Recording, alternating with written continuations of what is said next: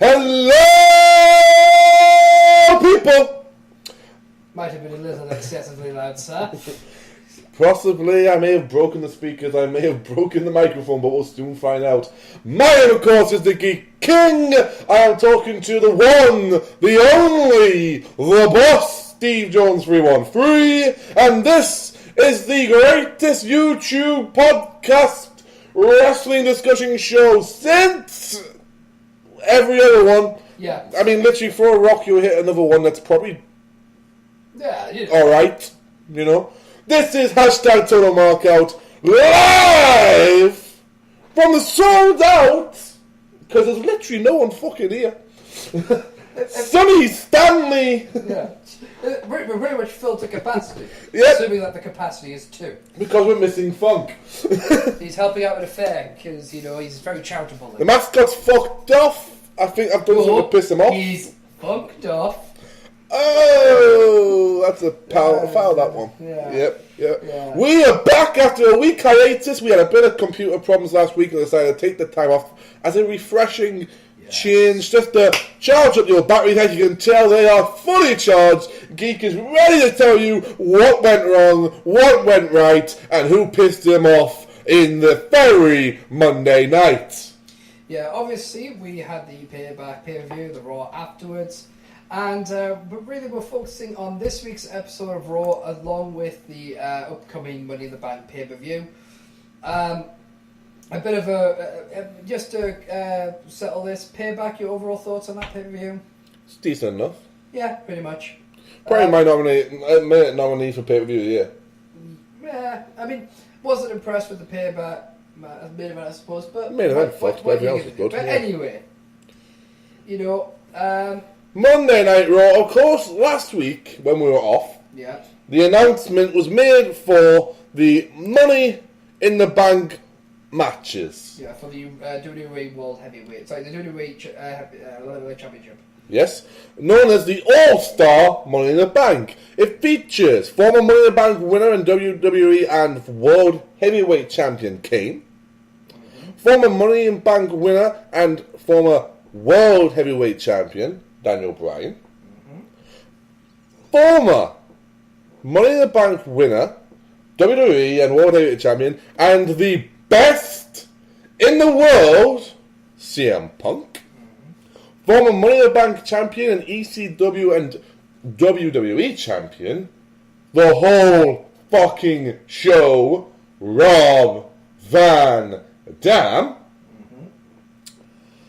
former World Heavyweight Champion, and after just one more match, Captain Charisma Christian, former WWE and World Heavyweight Champion and the Celtic Warrior, the Great White Sheamus, and former WWE World Heavyweight and Anger Management victim, the Apex Predator, Randy Orton.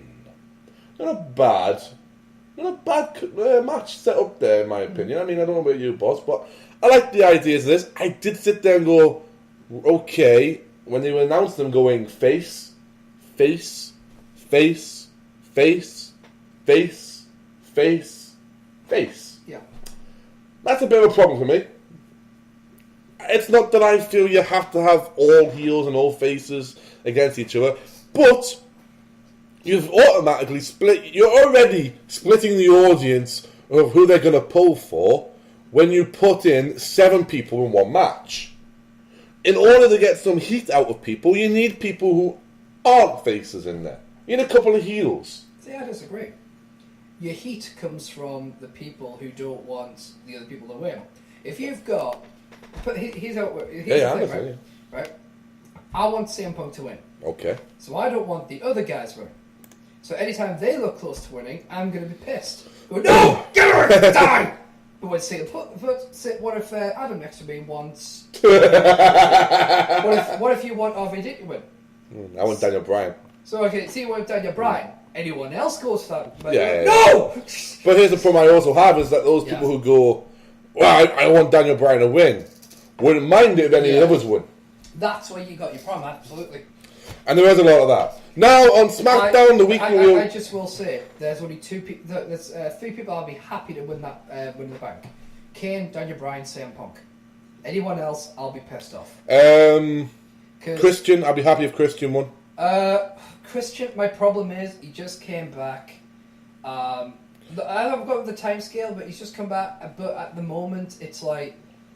I don't think going with him in that direction is going to be the best thing. I think, in my opinion, I'd rather see Christian. You know, there's only two people I don't want to see win this. Randy Orton and Sheamus. Randy Orton and Sheamus.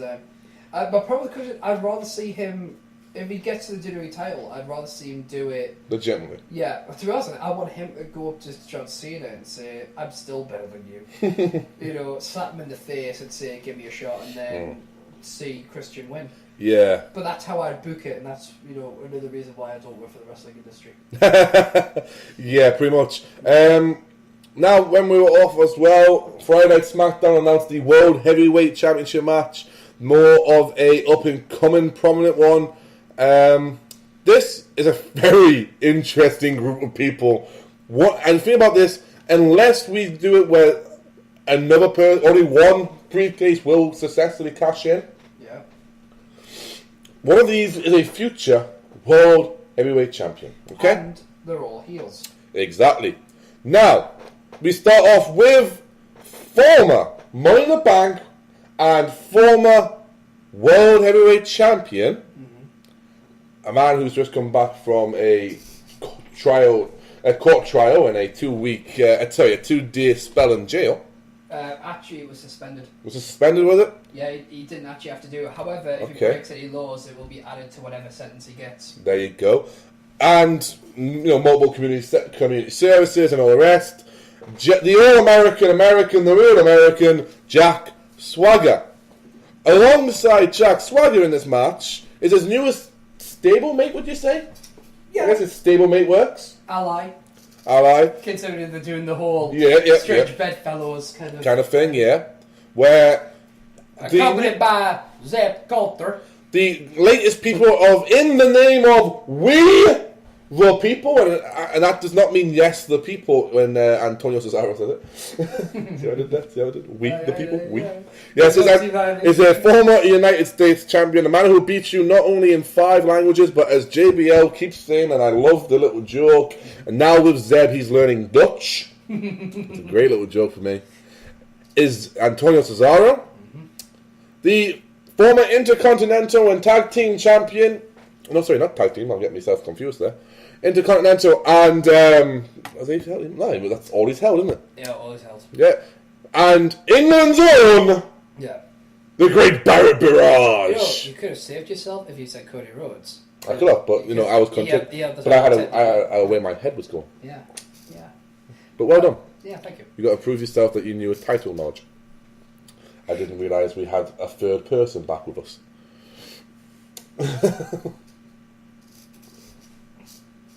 The Great Barrett Barrage. You bitch. Boom! Weird Barrett. Now, here's where we get interesting. Well, not even former, actually. But one of them is a former Intercontinental Champion. The other one never had a championship in the WWE. He's a former SCW Tag Team Champion, though, with Titus O'Neil. Just imagine that, right? Yeah. Is the best friends in the world, the intellectual savior of the unwashed masses, and his best friend in the world, the essence of magnificent mustachios,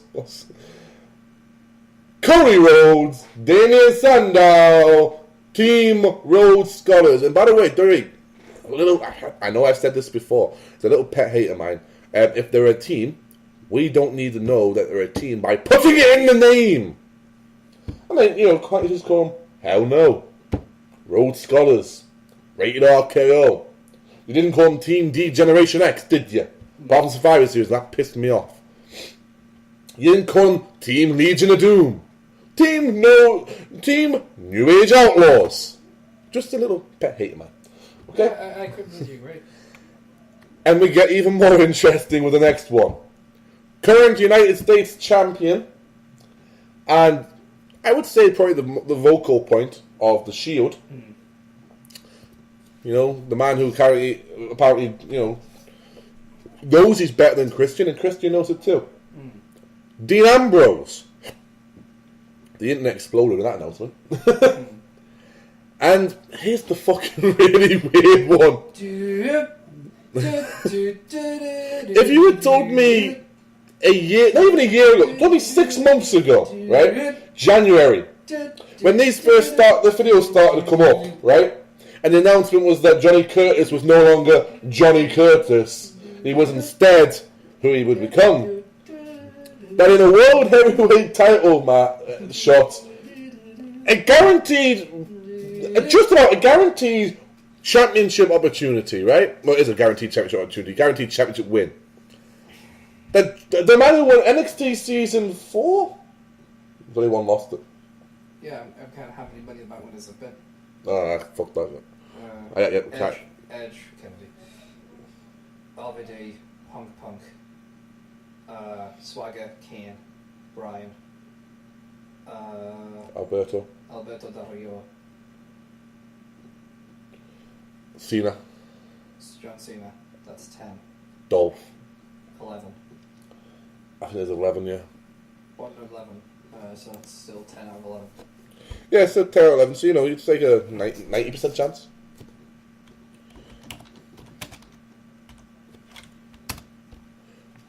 Just one moment with us, folks.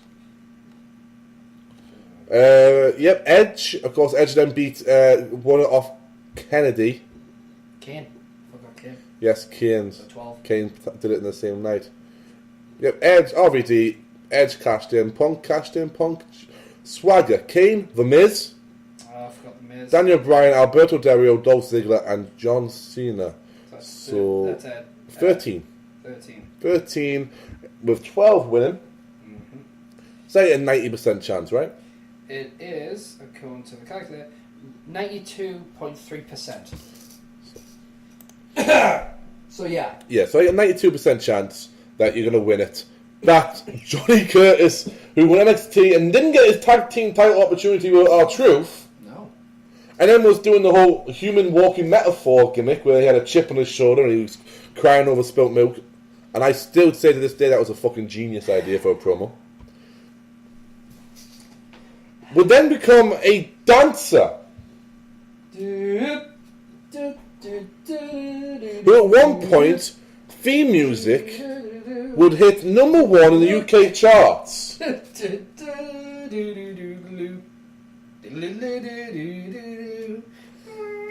Would beat Chris Jericho in his first ever match, and his first ever match at WrestleMania. This is, of course, this current gimmick, not his Johnny Curtis. We all know he got squashed by Mark Henry.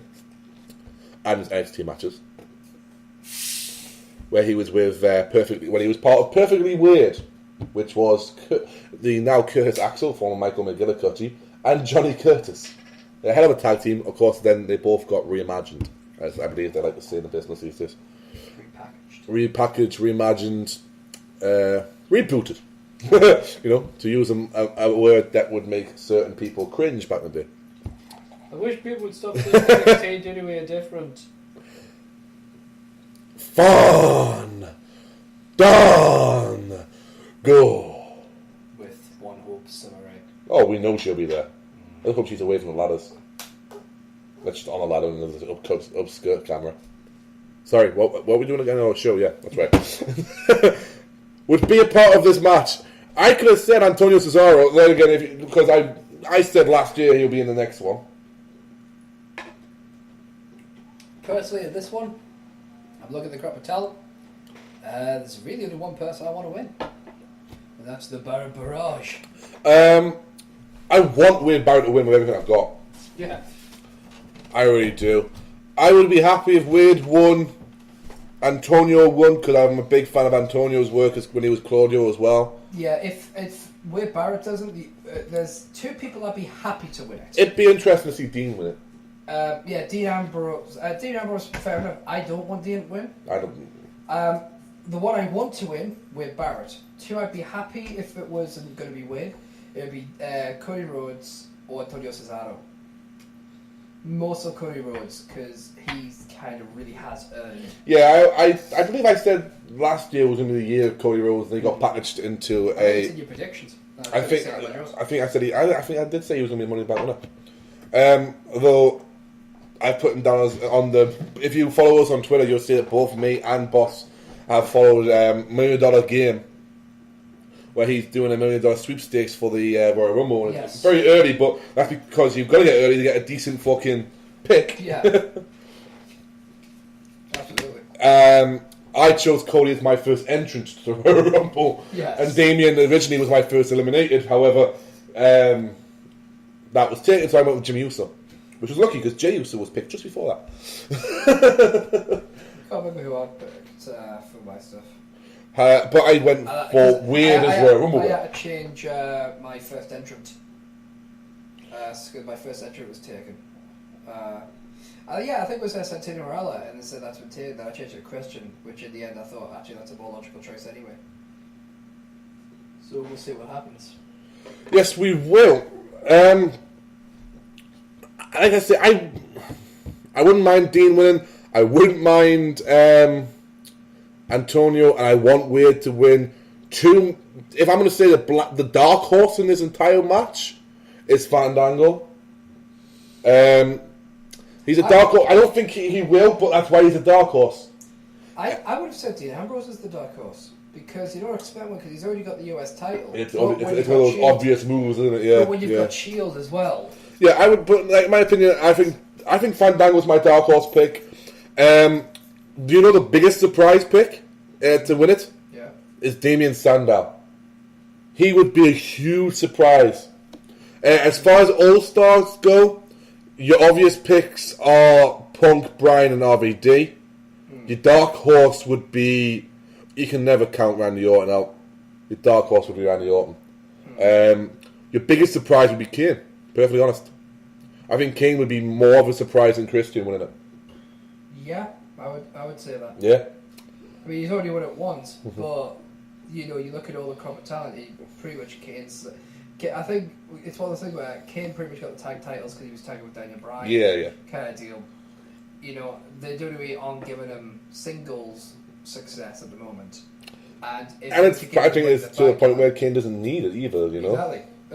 It's not to his detriment. I mean, and if you think about it, it works for the Christian. Now he has a guaranteed one more match. Sheamus and Randy Orton, you can never think them. If you won the WWE Money in the Bank, Shawn and Mark Henry's just had their match.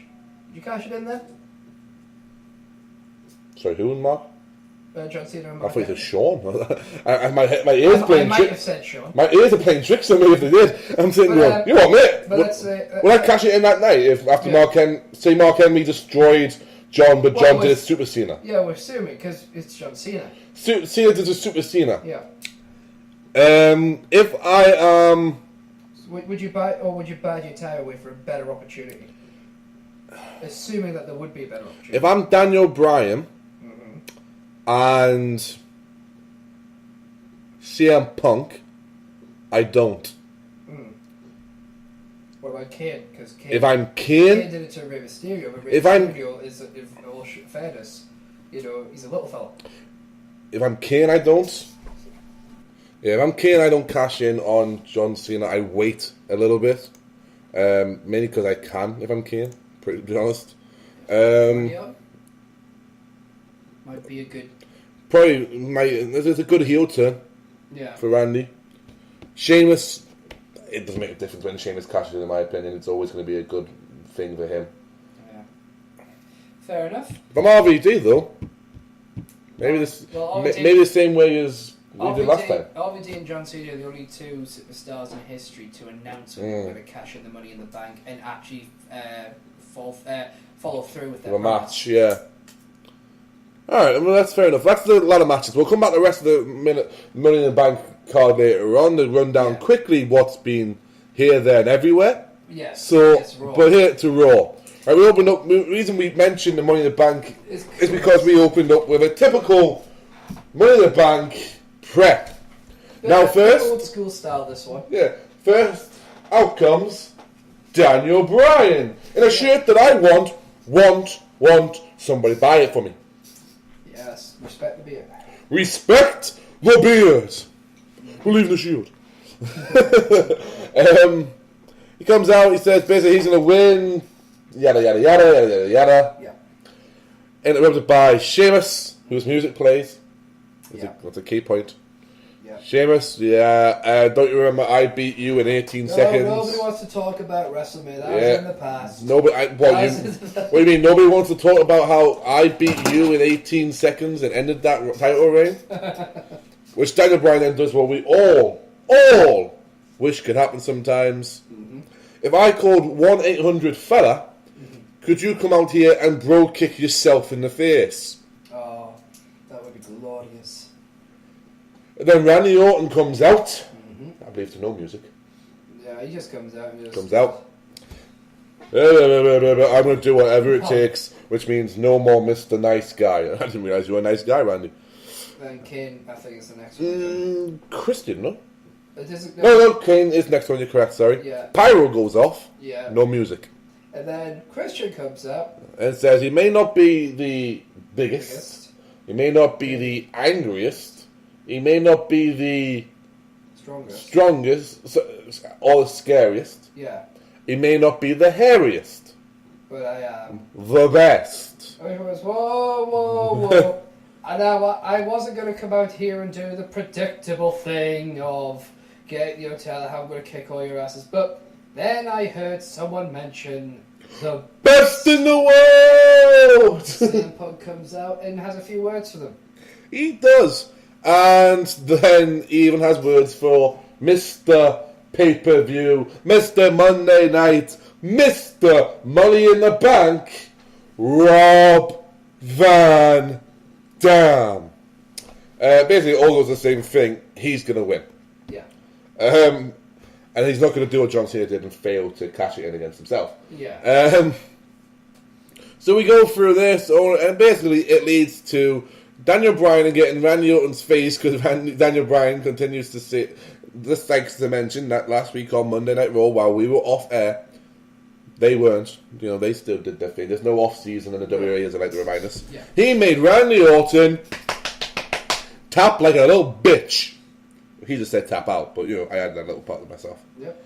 And he keeps mentioning it. Randy says, I'm going to let you let that slide. Mention it again, and I'm not. Yeah. He mentions it again. Now, as Randy steps forward to do something, King, being the friend he is, moves the little man out of the way and steps forward. And I just went, oh, shit's on.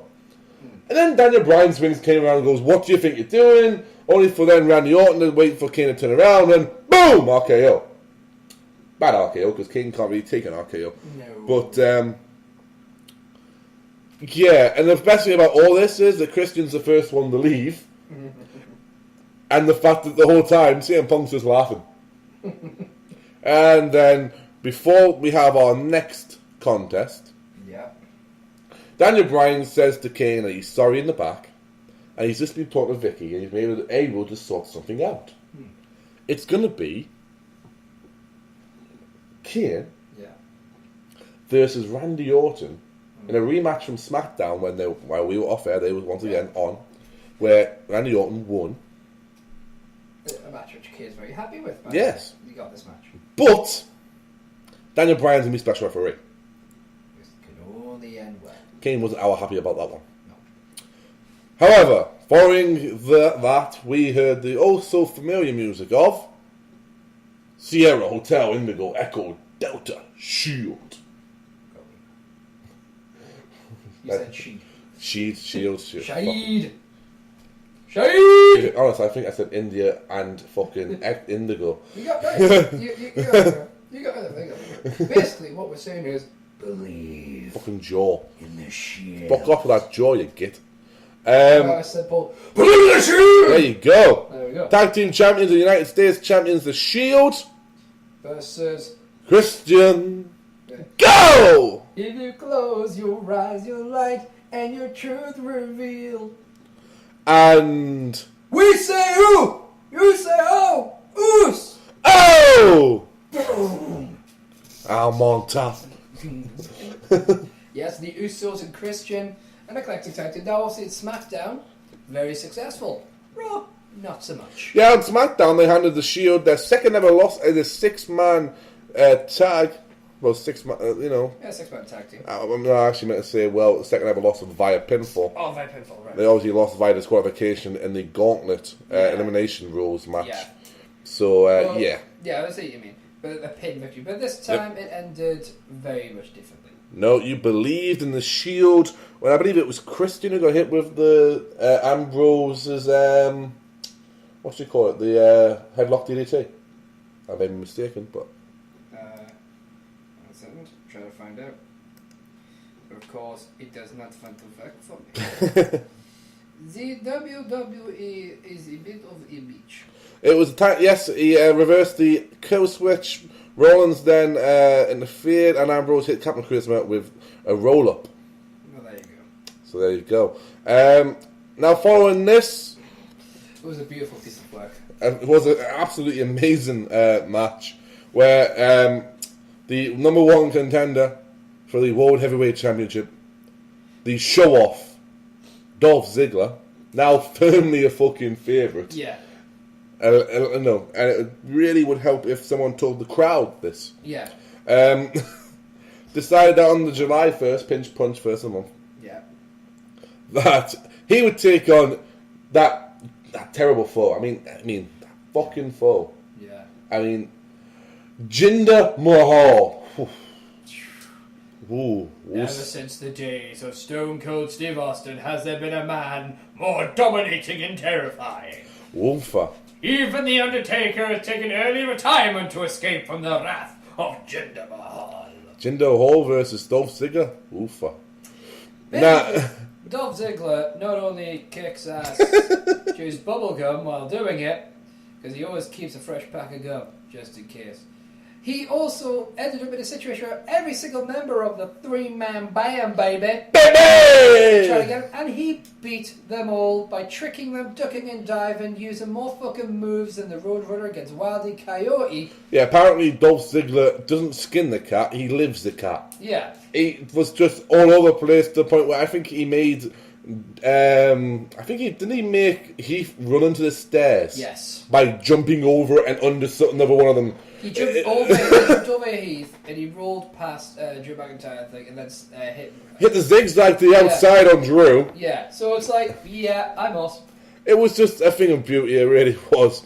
Needless to say, let's just put it this way, Zigzag and Jinder was out. Yeah. Now, following this, we had the Kane-Randy Orton match. Oh dear God. Wasn't a great match.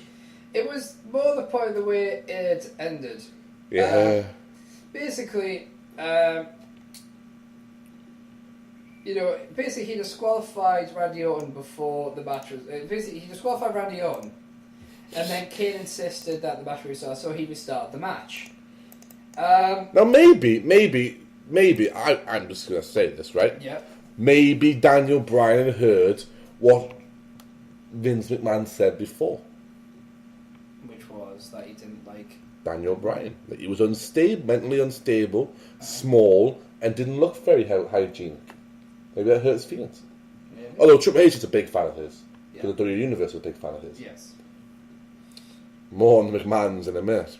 But basically Daniel Bryan, after Kane hits a big boot to Randy Orton, Kane fast counts, giving Kane the win over Randy Orton. Yeah, following this, I believe Daniel Bryan ends up getting an RKO.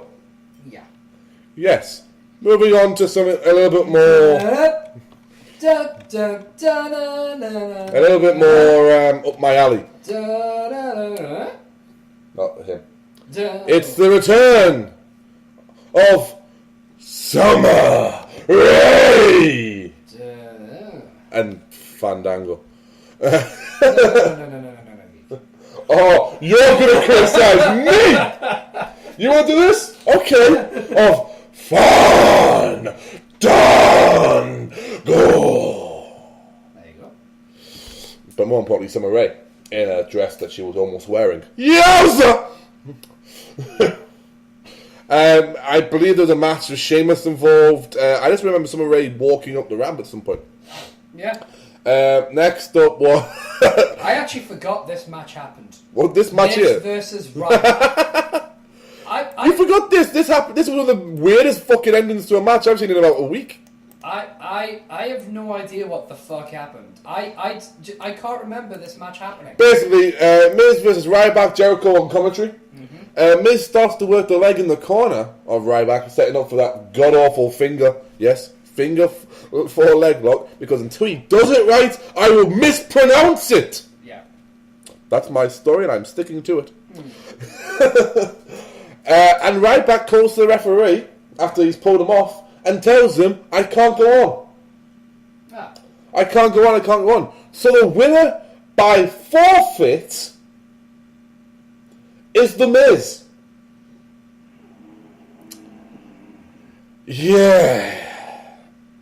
Jericho gets in the ring when Ryback's hobbling around and goes to confront the Miz.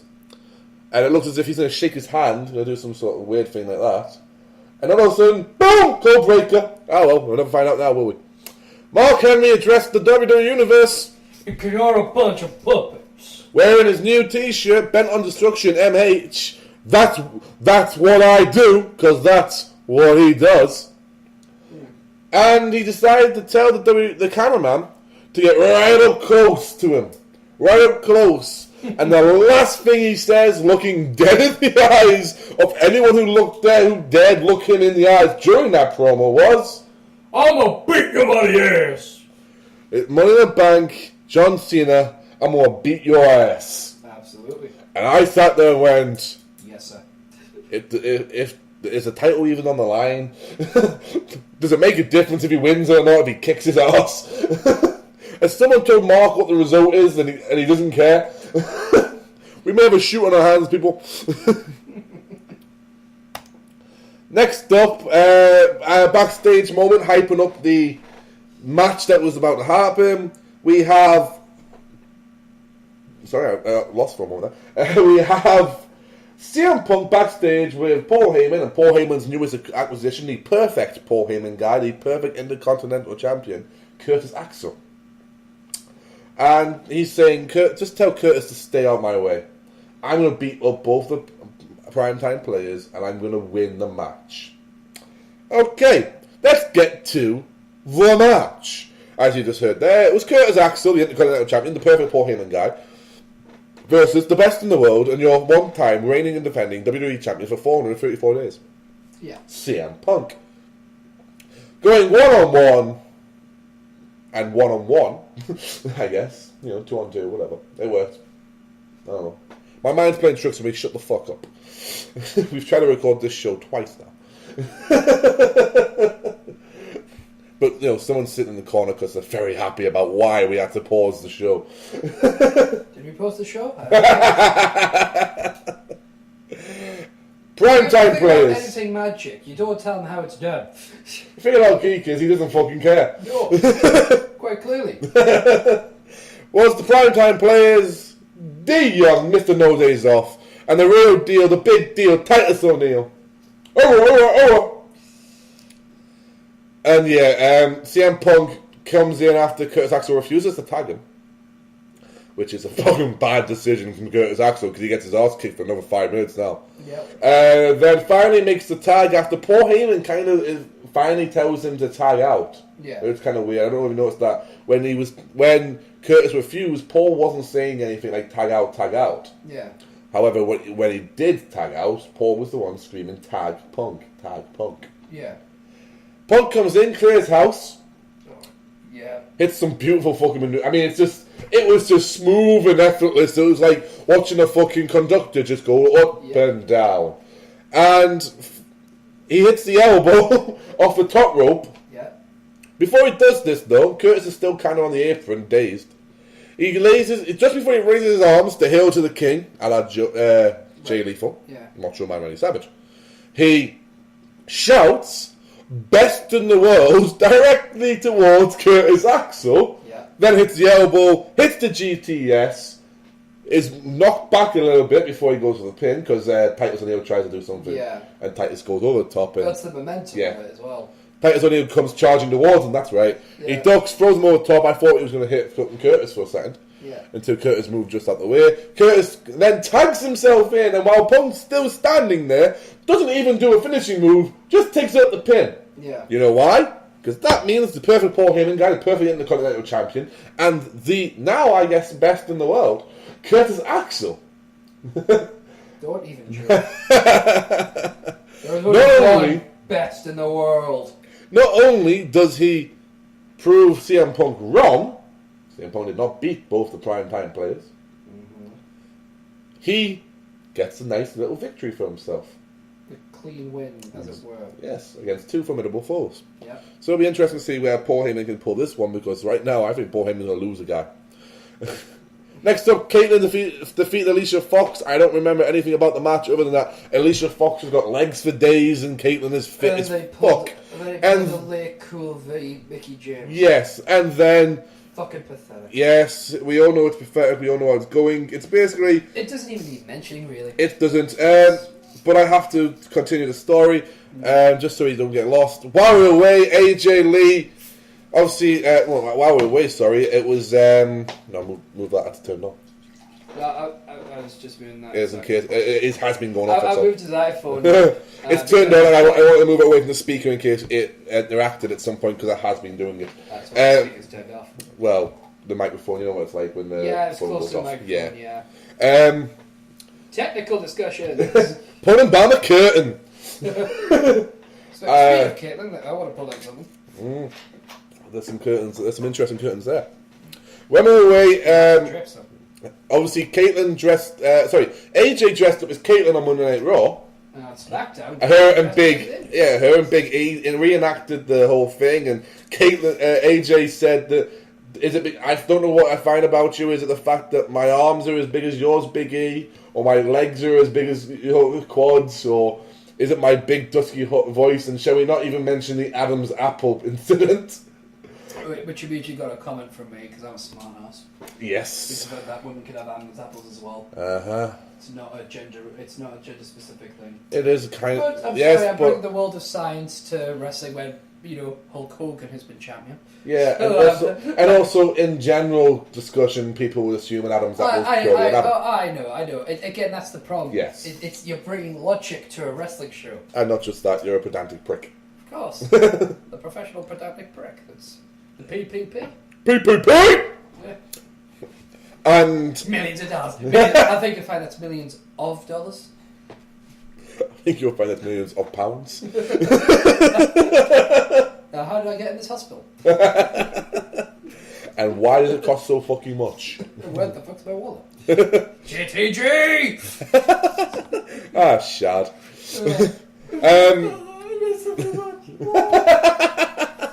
Oh, crime time, come back with your misspelled stable name.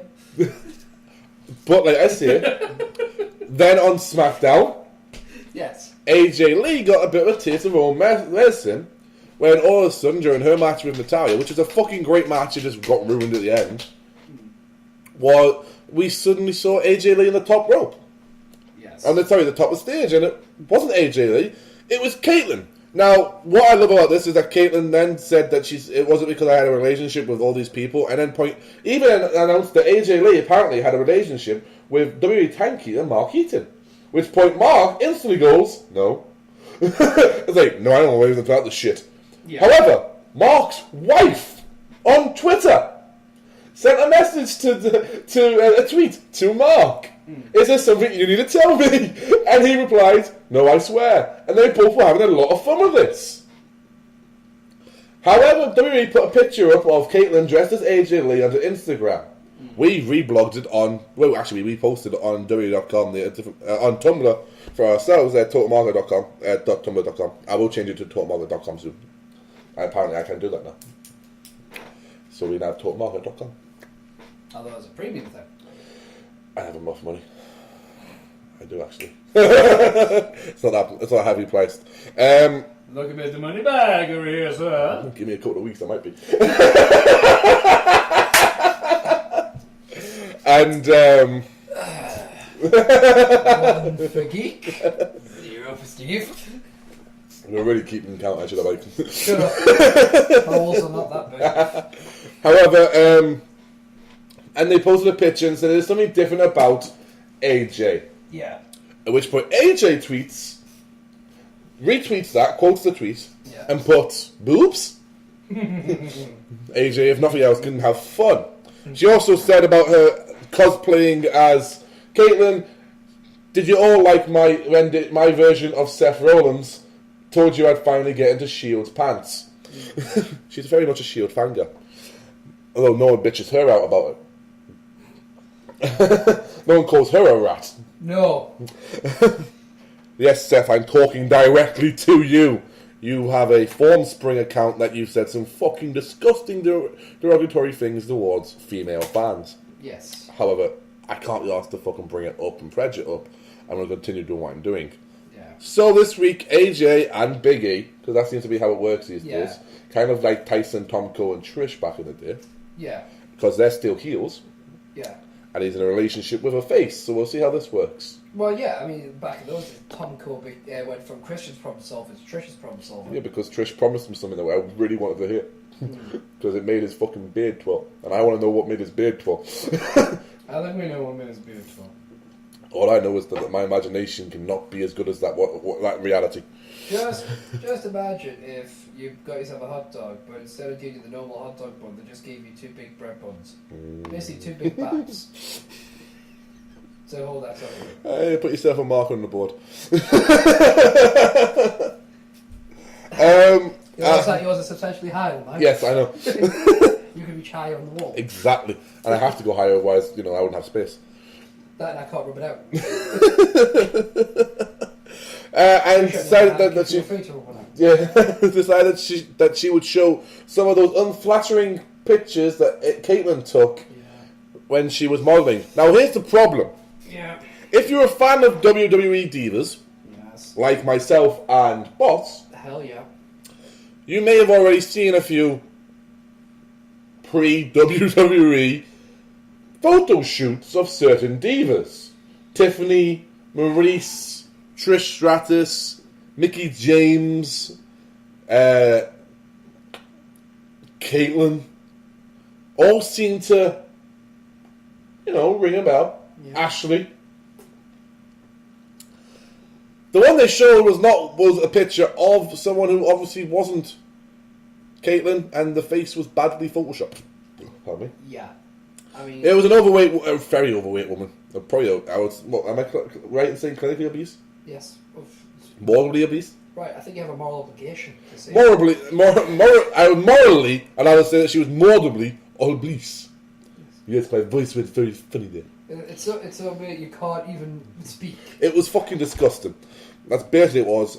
In underwear and fish and fucking stockings or whatever they were. At least they're probably just normal socks, just got teared to bits. And they found it very funny. Caitlyn is probably going to get disqualified at fucking the next match they have. Although it'll be interesting to see how it goes. Am I a bit bored by this tack they're taking? Yes, but here's the problem. Former best friends do this with you. Like, I've seen former best friends do this sort of thing. Yeah. So it makes logical steps for this to happen on this. Although you have no idea how many times I was sitting there going, I could now look at pictures of Caitlyn as AJ alongside other famous cosplays like Mickie James as Trish Stratus and Trish Stratus at... Get your eyes back in your head. No, Stephanie McMahon tweeted, "This is my ride to the gym. This is what she's riding to get to the gym." That's Triple H's quad. That's Triple H's bike. Yeah, I'll put that on Tumblr later on. Yeah, that's what she's riding to the gym. Just what else, but she's not riding just that to the gym. Oh! That's what she's riding at the gym. And after the gym. That's in fact, it's probably a bloke called Jim. Although he might be a bit more refined, so James. That's just what Jasmine. That's just what Jasmine. Fucking James, you twat. That's just what your age calls it, Jim. Would you like to ride the gym? I don't know why it's Scottish. It's fucking not Drew. It's like a man likes Triple H to dress up like Drew McIntyre. Probably does. You like a bit of haggis. I'd like to see me fucking Paul. I'm going to need a lot of whiskey before I accept haggis as a nickname for it. I don't know. However, like I said, I can now look at cosplays. And Mickey James is Trish Stratus is Mickey James, and AJ Lee is Caitlyn, although that one doesn't quite work as well as the others. And Caitlyn as AJ Lee. I'm a very happy geek. Yeah. Next up, Stephanie McMahon confronted Vicky Guerrero in the back, saying, "You're not listening to me. You didn't listen to me last week. You didn't listen to me this week. So, didn't I just tell you? Didn't I tell you this AJ Lee Caitlyn thing sorted? Now, I believe it's next week." Can I just point out, with this Stephen McMahon, where this segment where Stephen McMahon's giving Vicky Guerrero a hard time, gotta say, Vicky, good on you. Yeah. Honestly, I still hate the excuse me shit. Yeah. As a character, but as a character, well fucking done for just finally snapping. Like, what the shit am I meant to do? And you know what? I'll give Brad Maddox props for the fact that he knew. I say no. There's nothing. It's Stephanie McMahon. Now here's the thing. I knew Stephanie was just going to turn around and fuck it up. Oh yeah. But Stephanie at first going, you know what? I completely understand. Yeah. And We're not friends though. I was like, I was like, yes, okay, fine. And then Vicky had to go spoil it all by saying something stupid like, nah, nah, nah, nah, nah. Being a complete total fuckwit. Yeah. And it's like, no, don't make fun like that, Vicky. To the point that it's that thing, there is actually a psychological term for it, I can't remember it. But when something's embarrassing is happening and you can't look. Yeah. Cringeworthy. Yeah, and that's what happened. So I don't know what happened with the... I might have with certain things on TV. Like, there's an episode of The In-Betweeners. Yeah. And it's which is a TV series over here in the UK, it's over in America. But on the British version of it, the guy is desperately in love with his lass. Yeah.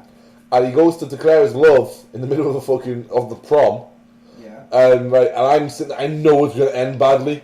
And I can't watch it because I've seen that shit happen in real life. Yeah. And I'm like, I can't watch this shit.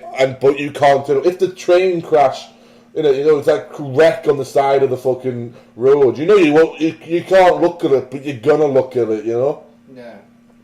But this all led to Stephanie saying that we're not girlfriends. You're insulting my family. You're insulting me. So next week on Monday Night Raw, which is Monday, the Monday coming up, you will have a job evaluation. And Vicky looked very panicked. But Stephanie pointed out, this could be a good thing. You could be made the permanent general manager of Monday Night Raw. And Vicky looked very happy with that. But then she went, or you could be fired.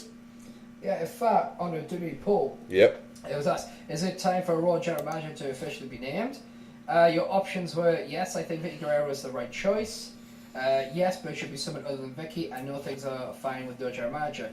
80% yes and Vicky, 13% no, and 70%, 70, yes, but for somebody else. Wow. On the poll, how would you grade Vicky's performance? Yes. Pass or fail? I'm just going to click. I'm going to click fail because I just want to see. I voted pass. She hasn't done a bad job, but I'll put fail. It doesn't come up. That's waiting for the results. That's the most recent one. So we'll probably have those results in probably a couple of days. Yeah. When we're not recording.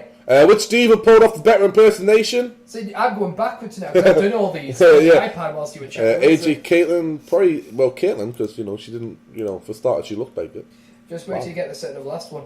I know what I voted. Just saying. Has Divas champion AJ crossed the line in a rivalry with Caitlyn? Yes. Because it's just fucking boring now. Yeah. We will get back to what we're doing.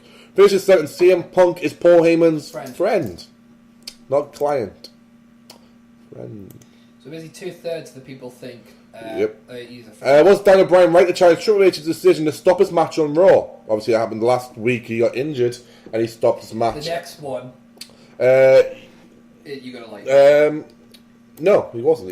I voted yes on that one. No. Next up is Would you like to see Stephanie McMahon compete in a match? Yes, it would be awesome to see her compete. No, she's just fine on the current role. No, because I've seen Stephanie McMahon compete in a match before. I said yes because think of the rest of the guitar. You gotta think, man. Yeah. You gotta think. It is a time for a general manager to be officially named on Raw. I'm going to go yes, but with someone other than Vicky. I'd like to see someone new in the opportunity. So it's like 70%. Yeah. So there you go. And there's Brian the Weak Link and so on and so on. Yeah. That's a little outdated. But yeah, so basically... so this week on Raw, we got a job evaluation coming up. Boss, what do you think is going to happen?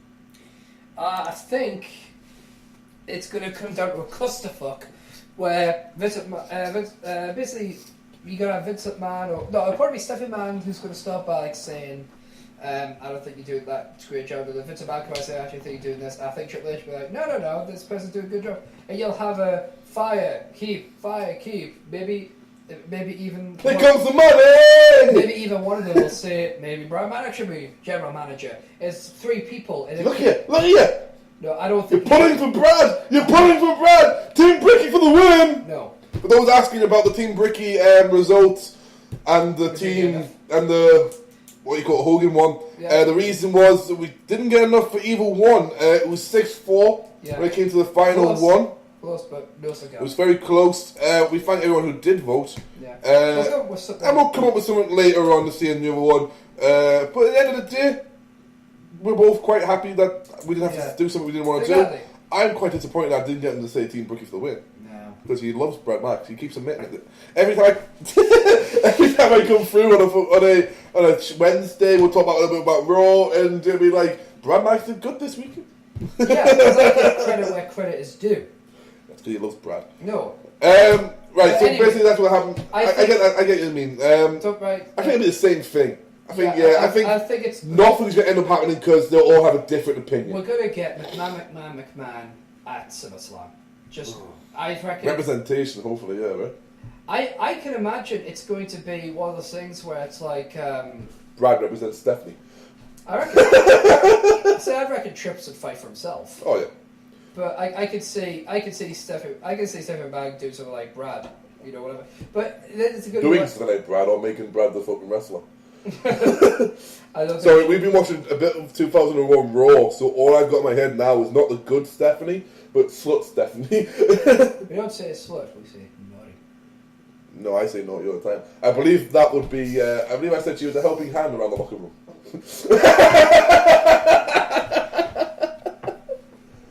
And if you're asking... I will drink this drink. If you're wondering which one we watched, it was the one where Stephanie's top gets ripped off by Stone Cold Steve Austin. Boss is very thankful for that for Stone Cold Steve Austin. Now... And that might last us to watch the show. Yes. Geek couldn't care. Now finally... next up was Antonio Cesaro. Oh, yes, we the people. With their culture. And they welcomed back Jack Swagger. Who got here by car, not by sneaking across the borders. Like Sin Cara or Alberto Del Rio. You know that the American government First Amendment right is being violated. Did you know that the sanctity of marriage is being destroyed and desecrated? That's the one. And it's just, oh no, you went down the Gates Butteridge thing, Zap, no. He's getting heated, it's working. No, but it's like, I liked it. I like heels who push the boundary. But then the brilliance is, wait a minute, they're heels. Bad guys! Do you know what the best thing about it was? Yeah. There wasn't a fucking single outrage. No one gave a shit. No, the only outrage was this fucking, the AJ angle. Yeah. Like, really? Zeb Coulter comes on TV, says you're sneaking across the borders and the sanctimony of marriage is getting discriminated against and getting destroyed and decimated. Yeah. Why are we always willing to go discriminated? Yeah, because the word is desecrated and it's so simple. And we're desperately trying to reach for that word, but it's like, nope. And nothing gets mentioned. Ironically, the word desecrated is getting desecrated. Yes. What's great though is that Antonio Cesaro had a match against one half of the best friends in the world, Team Rhodes Scholars. So when he'll meet that Money in the Bank. Yes. Cody Rhodes. This was a beautiful match. And a beautiful finish. You've got, Antonio Cesaro, formerly Claudio Castagnoli, taking on Cody Rhodes. Formerly Cody Rhodes. Son of a plumber. Son of a plumber. And, these guys, they know how to mix up in the ring. Basically, you've got the man who puts the W in WWE, because he's a world wrestler, against the prince of professional wrestling. Here's the thing. Cody Rhodes takes the WWE style and makes it graceful.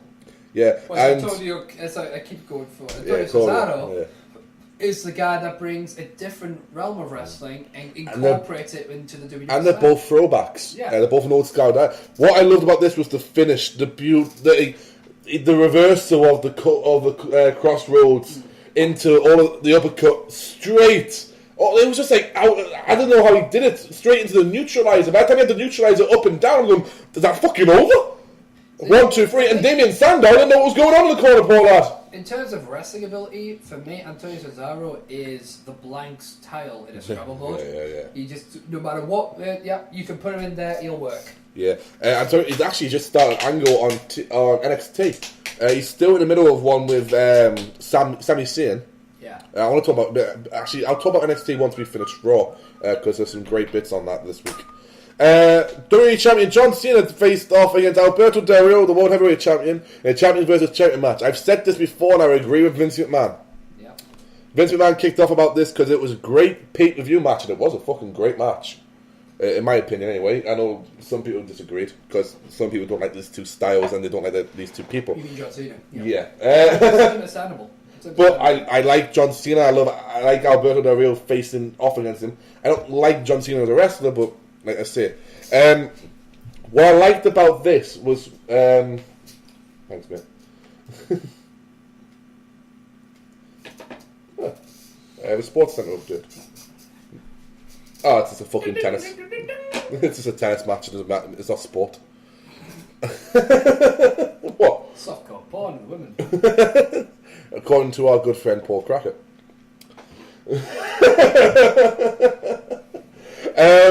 However, what I liked about this was the way they hyped it up. Yeah.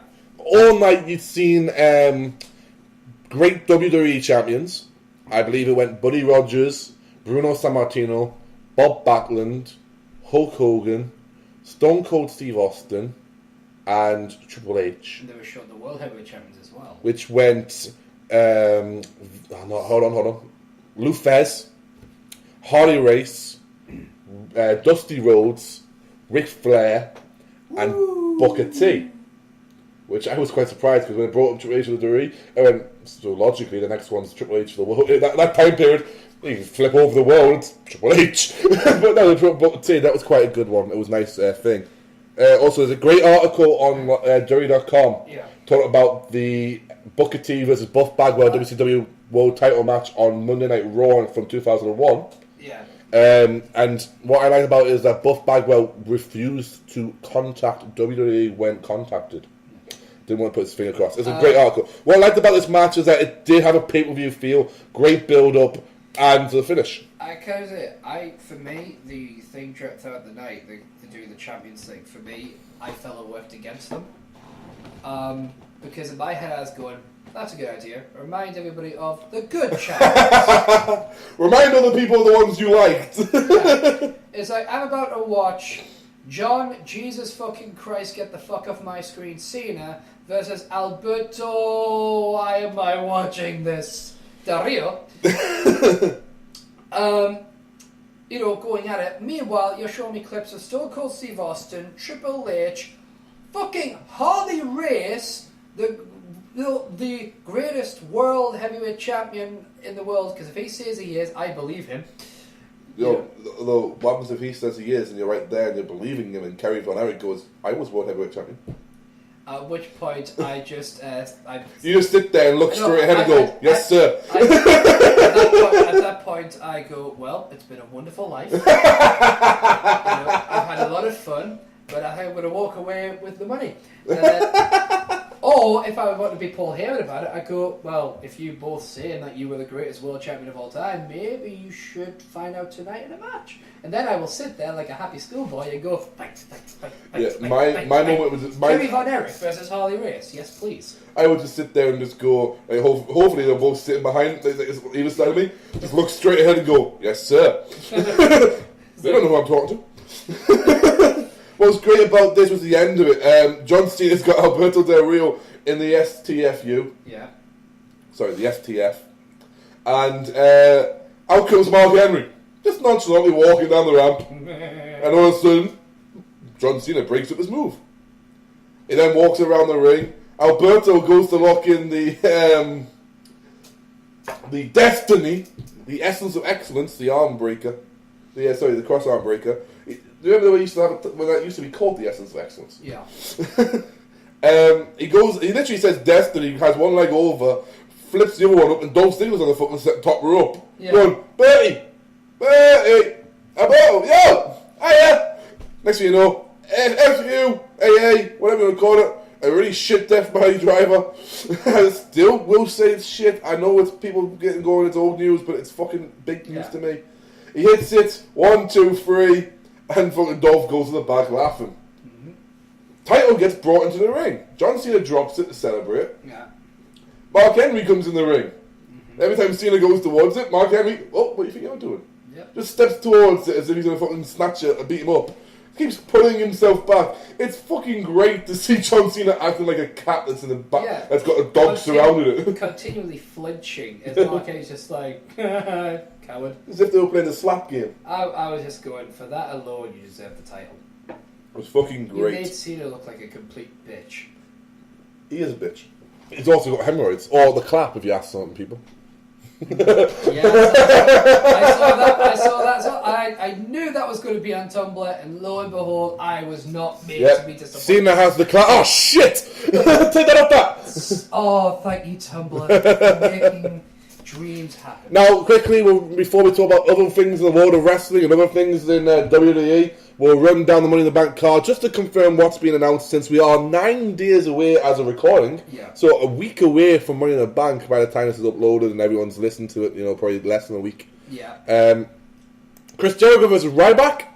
Yeah, at this point, I'm thinking Ryback, because I think Jericho's going to be doing the pushing the guy over thing. Yeah, I've put my picks on both my Tumblr and... They're doing this My Money's On thing, aren't they? Yeah, they're basically the NHL, the NBA, UFC, they always release pictures when there's big for playoffs. Hey!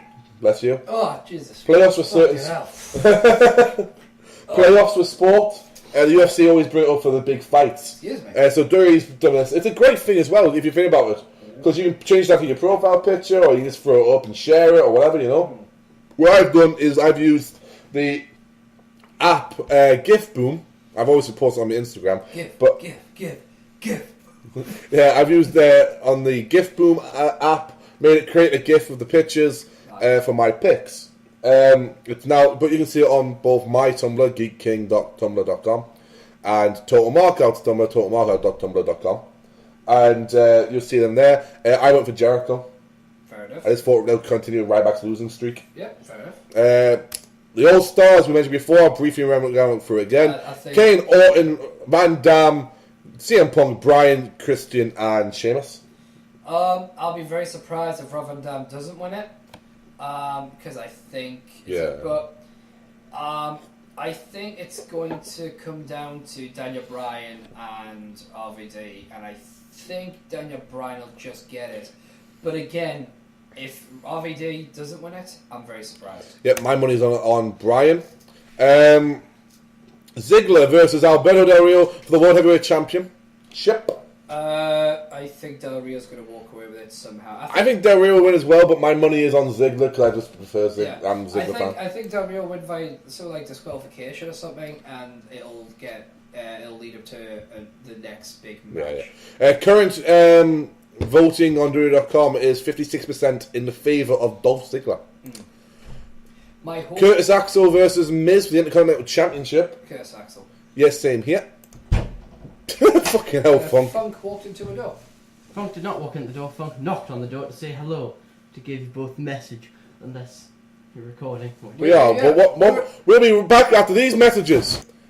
But yeah, I think it will be a case of Curtis Axel going over The Miz here. I think with The Miz, I just don't think they know what they're doing with him. Yeah, I think the same thing, and I I'm think very he's- much voting for I Axel. think he's pretty much hit his potential. Probably. He hit it a long time ago, but what he's doing now is he could be a major player for like main event or something. Like he could be that guy who could like hold the title until the person you want to hold the title comes along. Yeah, do you know what my proof of that he's probably hit his potential is? Uh-huh. He's not in the Money in the Bank match for the World Heavyweight or All-Star. Yeah. Right, AJ Lee versus Caitlyn for the Divas Championship. I think Caitlyn might take it back, and I think it's going to cause us kind of a dissolve between either AJ and Dolph or AJ and Big E, because I think it's going to be like one of those because it's either going to be AJ Lee going, "Why did you do the Big E?" Big E going, "What did you want me to do?"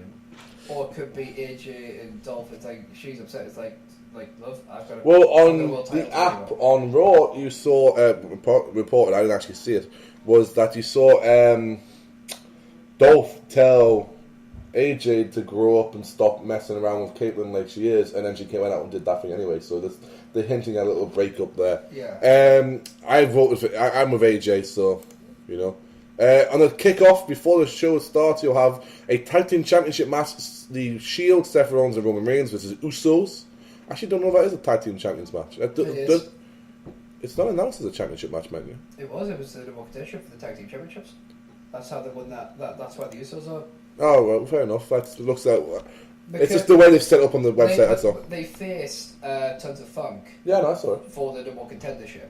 Yeah, I just wasn't sure if that was going to be if this was the match they're having, but it looks as if it is. So, it's Shield. I don't think the Usos will win. Not this time.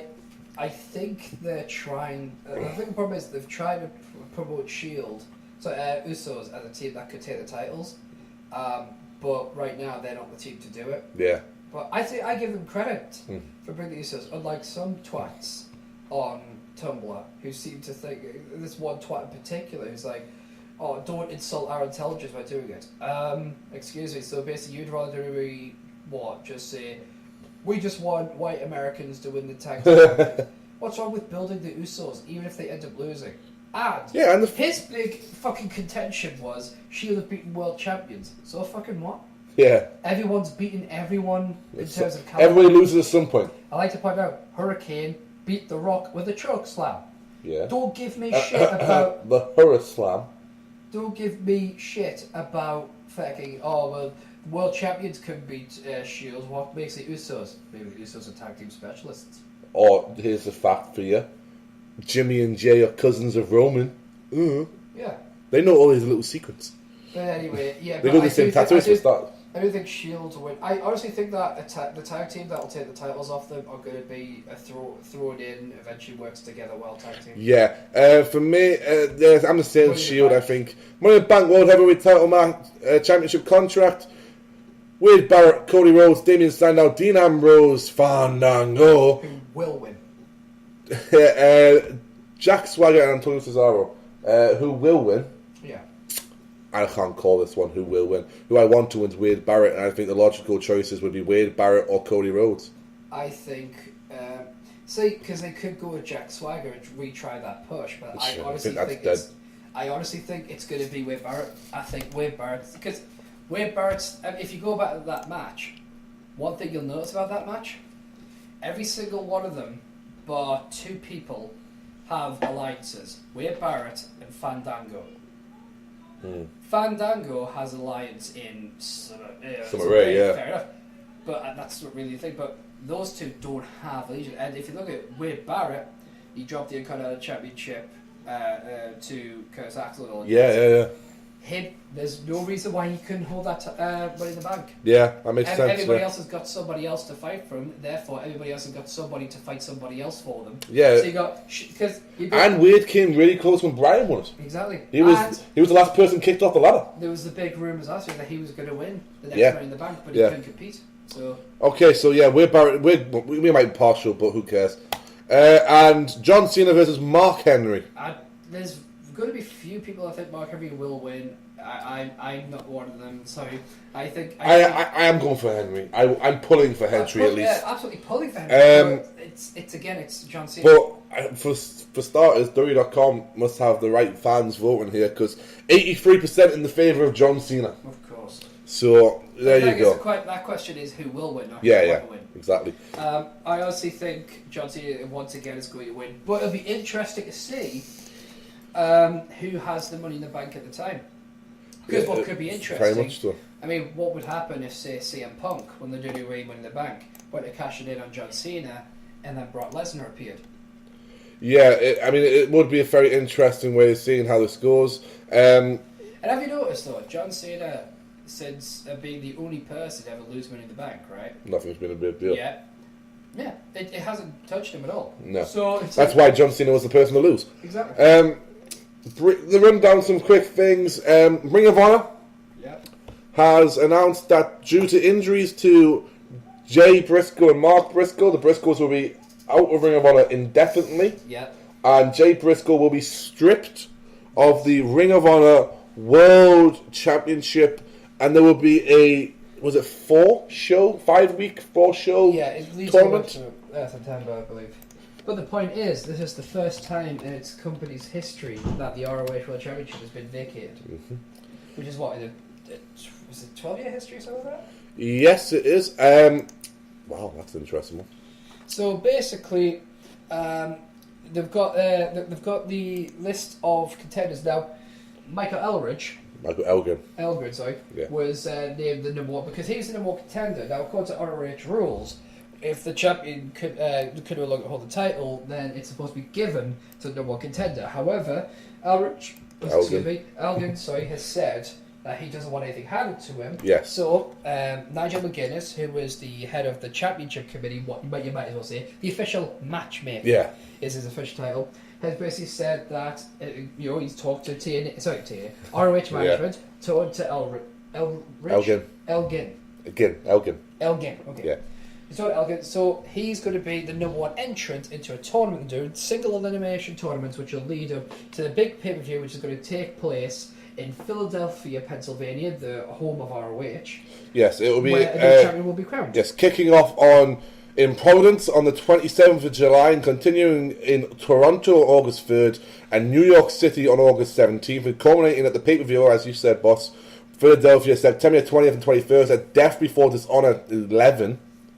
Will be a tournament featuring 16 men battling out for the right to hold the most prestigious wrestling championship in the world today. As we mentioned before, the unbreakable Michael Elgin was the first member of the first entrant in the tournament. Announced yesterday on the 4th of July, was the second entrant, a founding father of Ring of Honor, and to boss this made him go, really? Because he's not a fan of the man. No, I'm not. Is Brian Kendrick is returning to Ring of Honor. I think this may be the first. Thing is, I think what this might be significant for, though, I think it's his return, first time. Yeah, one thing I'll say about Brian Kendrick, which a lot of people immediately turn around and go, "What the fuck are you talking about, Steve?" I don't think he gets wrestling. Oh yeah. It's like he was once asked about the whole finisher thing. He said, "What's your favorite finisher in wrestling?" He says, I don't understand. If you got this most powerful move, why don't you use it?" And it's like, that's not the point of wrestling. Yeah. You're told UFC shit again. This is not the same thing. So who's the third entrant? Because that's been nice. Yes, the third entrant was announced today as we record. I just briefly, just to get some of the details up for Ring of Honor, is Machine Gun Carl Anderson. Now, me and you watched Machine Gun face Roderick Strong. Yes. In a hell of a match, hard-hitting match. Yeah. Machine Gun also, though, is the longest reigning tag team champion of New Japan Pro Wrestling.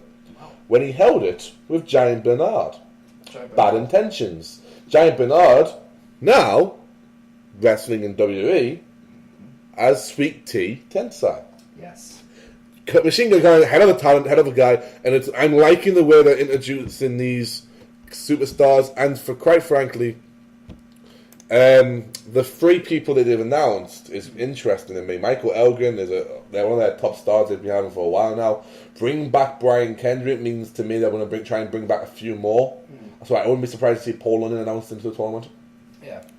Probably because they want to get like the Paul London Brian Kendrick match. How are they going to have what? Probably, I said 16 tournaments this year. 16 people in the tournament this year. Wow. 16-man tourney.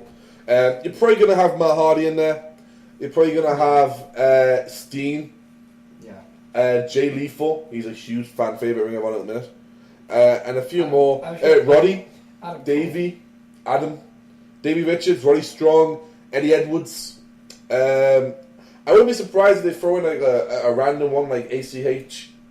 Who's a big fan favourite. You're going to throw underdogs in there. Yeah, you got to throw a couple of underdogs. It's Ring of Honor. It's the home of the underdog. Yeah. So that's been announced. We'll keep you up to date as much as we can on that. I'm currently right up to date with TV on Ring of Honor because I found a really good supply for it.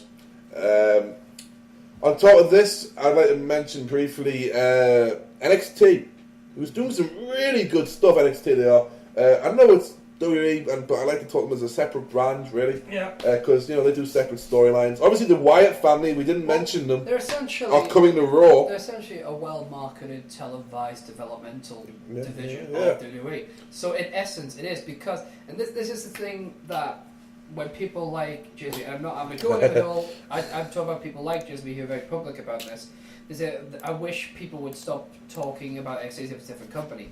Here's the thing, it has its own writing staff, has its own production crew, has its own budget, has its own accountants department, has its own legal department, has its own, it has a whole booking committee. It's completely separate in every single way a company can be separate from a company, except at the end of the day, they all answer to Vince McMahon.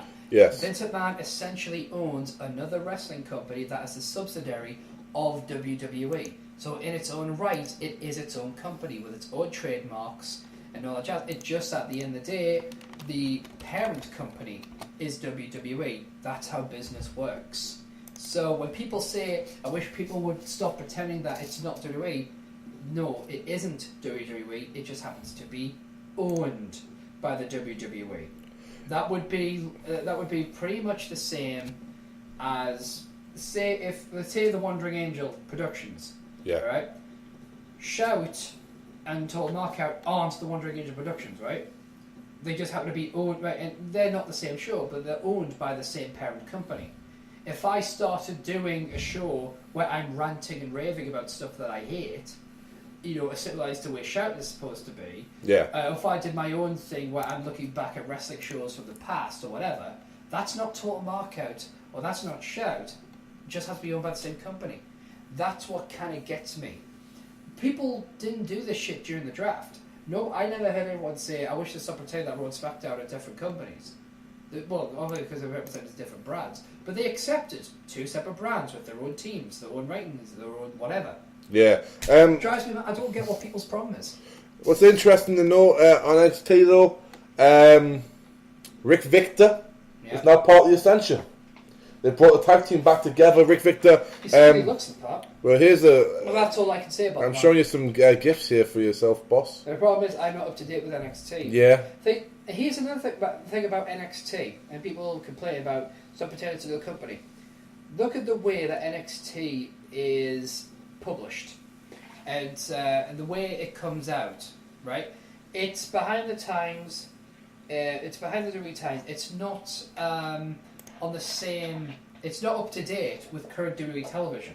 Yeah. I mean, you had Biggie Langston, still carrying the NXT Championship when Bo Dallas had already won it, and stuff like that. That's the problem. Because they're not in sync with the current WWE storyline, because obviously it's a completely recorded show, it's not live. Yeah. You kind of have to have it as its own separate entity. So Rick Victor is now a member of the Ascension. Apparently, the Ascension's about as a group now. He's wearing these contacts that give him full black, like full black eyes. Yeah. It's quite cool. Basically, also Mason Ryan squashed another person, a 7-foot tall lad. It's really pushing Mason, but the problem is though he beat two people in a row this week, and they're trying to push these people as well. It's just not working for me. The Ascension squat. Conor O'Brien squashed someone while Rick Victor was on the outside. Xavier Woods, easily the most over guy in NXT. He shouted, "It's morphin' time," and he got a genuine pop from the crowd when his music hit. Nice. He fought against Sylvester Laforte's character, Dylan. And, some really good stuff going on from there. Paige made it through to the next stage of the NXT Women's Championship. If you send me spoilers, I will kill you. That's not even a joke. I will kill you. I don't want to get spoiled. I've been lucky not to have it spoiled for me yet. I know it's been recorded. Shut up. The Wyatt family is continuing a war with Corey Graves and Adrian Neville. Problem being though, Cassius Ohno was taken out injured on the last recording, right. And so they need a person to replace. They've asked Mr. Regal if he'll take that final spot. No word from Regal what happens yet. And Bo Dallas is booed no matter how many believers he has against Antonio Cesaro in a title match. Leo Kruger's back, which is a nice fit for me. Leo Kruger's back. He attacked Bo, and then Antonio attacked Bo, and then he attacked Leo to tell him to go away. Then they both attacked Bo. To which Sami Zayn then came out and saved the day. Here's the best thing about that. Sami Zayn comes out. The crowd, so you can hear it. Really nice thing for me. Right. I mean, I'm looking at some administrative stuff at NXT, right? Right. So this you got the president of NXT. So this is the genuine staff, not the kayfabe. President is Stephen Kern. Steve Kern, yeah. Yeah, also known as Steve Kern. Fabulous Steve Kern. Yeah, he's the president. Your creative assistant, known as Byron Saxton. Byron Saxton's a creative assistant? Yes, he is. Wow. Senior Director of Talent Development is Canyon Kamen, or Seaman, I don't know how they pronounce it. Creative Director is Dusty Rhodes. Yeah. Gerald Briscoe is your recruiter. Talent Relations Consultant, Jim Ross. Joey Mercury is a trainer. Norman Smiley, Ricky Steamboat, Robbie Brookside, Sarah Del Robbie Brookside? Yep. Oh, that's nice news. Terry Taylor is a trainer as well. Wow, Terry Taylor's back. Billy Gunn. Bill DeMott is your head trainer. Obviously, a lot of controversy. We're not even going to bother going in there. No. So, you got a lot of good talent there. I mean, they've got their own... Yeah, They just answered Vince McMahon, that's my point. Yeah, time to come to a wrap up now.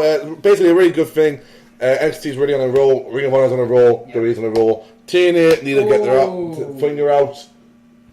TNA get their finger out. They've recently released a bunch of staff. Madison Rain, Joey Ryan, Christian York. Three big names. Crimson. 4 big names have been released. More to come out of it because that was to clear up room in the payroll because they're a month behind on payroll. There's actually a former champion at the moment who's 6 months behind. Mm-hmm.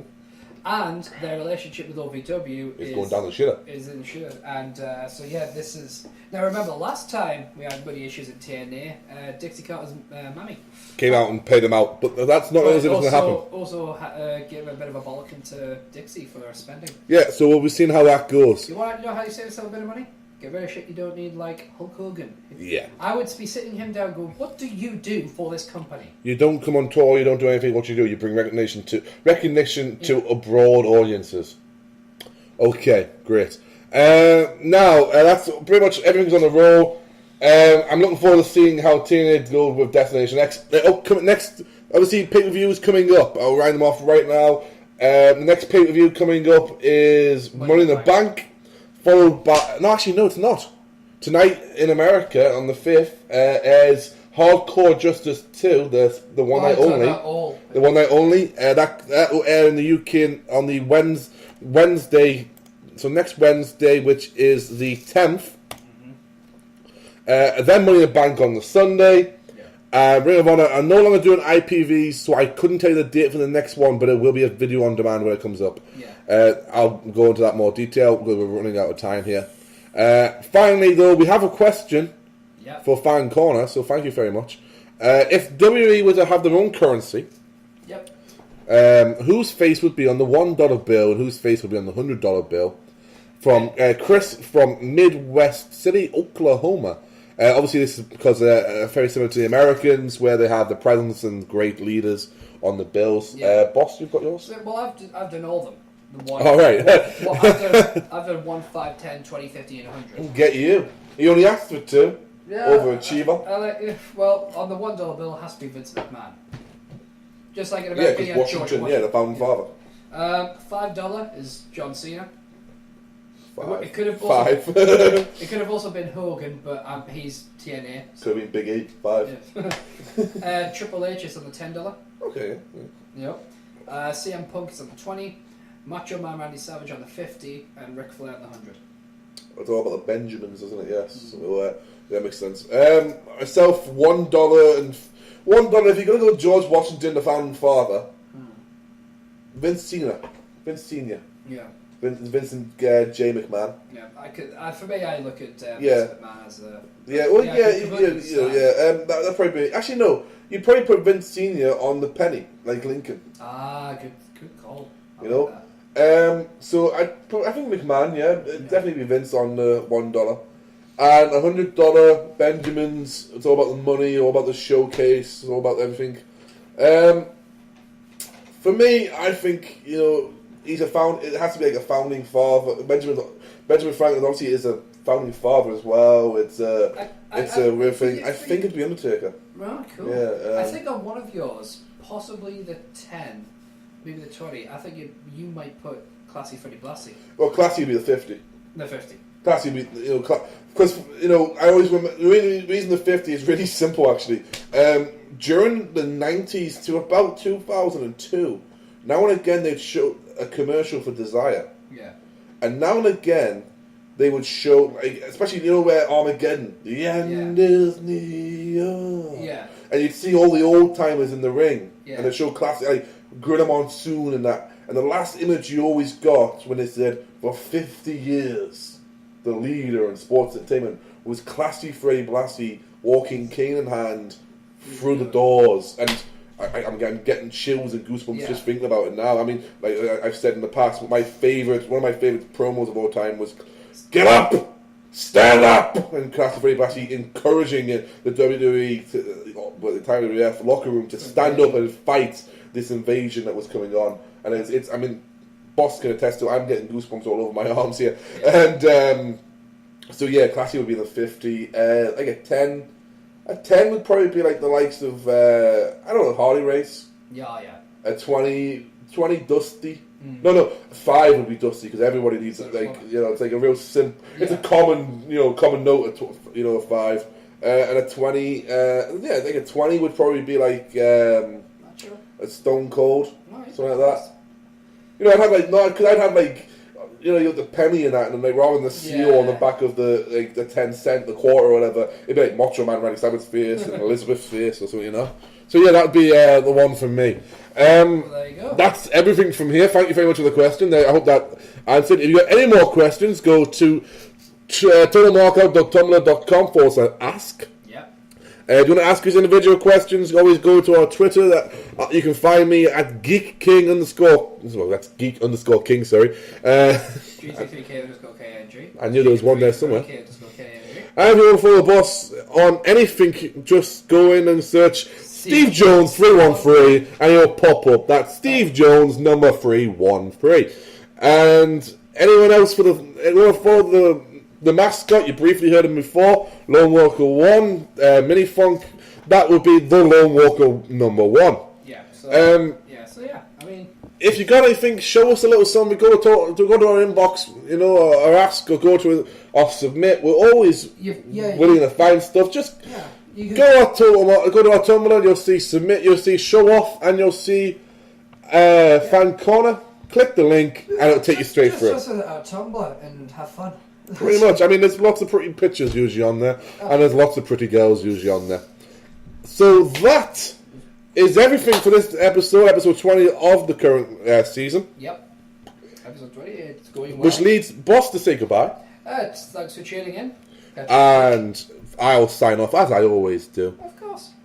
This week we've looked at everything from Money in the Bank to god-awful ideas and, ironically enough, money. We've looked at bullying and we've looked at all the indiscretions of Stephanie McMahon, especially if she was to return in a wrestling attire. Yeah. Easy, big fella. I am the Geek King, the Nasty Nerd, the Extreme Enthusiast, the Maniacal Mark, and all the other nicknames that you love to say. He's the boss, the pedantic prick, and the professional publishing platoon leader himself. And I would have to say he's sometimes uploader, but he's currently on form in a minute. You would upload my own little stuff. The essence of editing excellence. I'm fucking amazing. This has been yet another episode of Hashtag Total Markout. From everybody here, thank you, and Marks out.